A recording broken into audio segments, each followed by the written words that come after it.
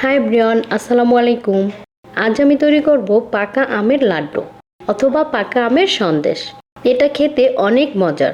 আমের এই লাড্ডুটা খেতে এতটা মজার হয়, আমের সিজন থাকতে থাকতে যদি এটা তৈরি না করেন তাহলে কিন্তু মিস করবেন।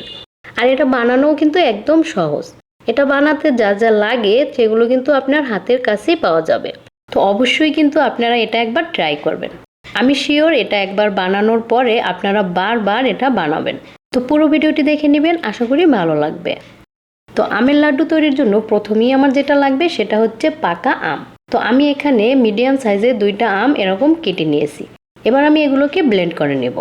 আর আমের যে কোনো ডেজার্ট তৈরিতে চেষ্টা করবেন যাতে আমগুলো ভালো মিষ্টি হয়। আমটা যদি একটু টকটক হয় তাহলে কিন্তু কোনো ডেজার্টই খেতে ভালো লাগে না। তো এই যে আমি আমগুলো দেখুন ব্লেন্ড করে নিয়েছি। এবার আমি একটা বলের ভিতরে এগুলো নিয়ে নিলাম। এবার আমি আবারও ব্লেন্ডারের জগের ভিতরে নিয়ে নিলাম 2 কাপ নারকেল কোড়া আর নিলাম 1 কাপ লিকুইড দুধ। এবার আমি এটাকে ব্লেন্ড করে নেব। আর এটাকে একদম মিহি করে ব্লেন্ড করার দরকার নেই, সামান্য দানা দানা থাকবে, ঠিক এরকম করে ব্লেন্ড করে নিতে হবে। আর এই যে আমি দেখুন ব্লেন্ড করে নিলাম। এবার চুলায় একটা প্যান বসিয়ে তার ভিতরে এই ব্লেন্ড করা নারকেলগুলো নিয়ে নিলাম।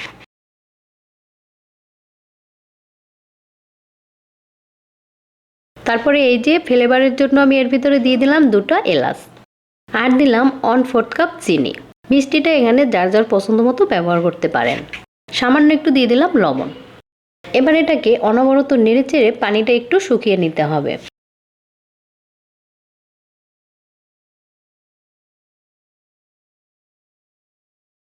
তো পানিটা হালকা একটু শুকিয়ে আসার পরে এই যে এবার আমি ব্লেন্ড করা আমগুলো এর ভিতরে দিয়ে দিলাম। এবার চুলার মিডিয়াম আছে এটাকে এভাবে অনবরত শুধু নেড়েচেড়ে যেতে হবে। নাড়া থামানো যাবে না, তাহলে কিন্তু নিচের দিকে লেগে যেতে পারে। তো বেশ অনেক সময় নাড়তে নাড়তে দেখুন এটা কিন্তু এরকম একটু শুকনো শুকনো হয়ে আসছে। ঠিক এই পর্যায়ে আমি এর ভিতরে দেব গুঁড়ো দুধ। তো আমি এখানে 1 কাপ গুঁড়ো দুধ নিয়েছি। তো 1 কাপ দুধ একবারে এর ভিতরে না দিয়ে আমি ভাগে ভাগে 2বারে মেশাবো। আর এই রেসিপিতে গুঁড়ো দুধটা কিন্তু অবশ্যই ব্যবহার করতে হবে। গুঁড়ো দুধটার কারণেই কিন্তু এটা খেতে বেশি মজার হয়। আর গুঁড়ো দুধটা দেওয়ার কারণে এটার বাইন্ডিংটাও ভালো আসে।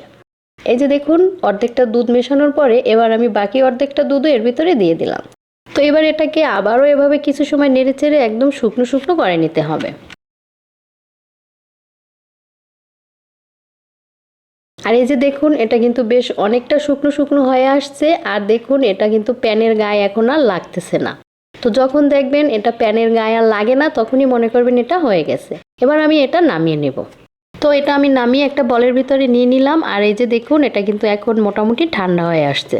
এবার আমি এইটা থেকে এভাবে লাড্ডুর মতো করে তৈরি করব। আর এটার সাইজটা আপনারা আপনাদের পছন্দ মতো করে নিতে পারেন।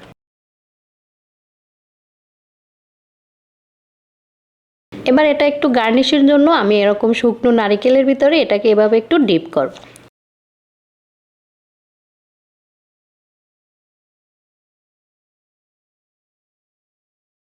এই যে দেখুন আমার একটা লাড্ডু তৈরি করা শেষ।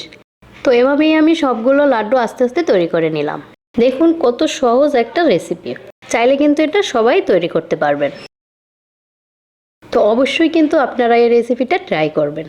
তো আশা করি ভিডিওটি আপনাদের ভালো লেগেছে। ভালো লাগলে অবশ্যই চ্যানেলটি সাবস্ক্রাইব করে আমার সাথে থাকবেন। ভালো থাকবেন সবাই, আল্লাহ হাফেজ।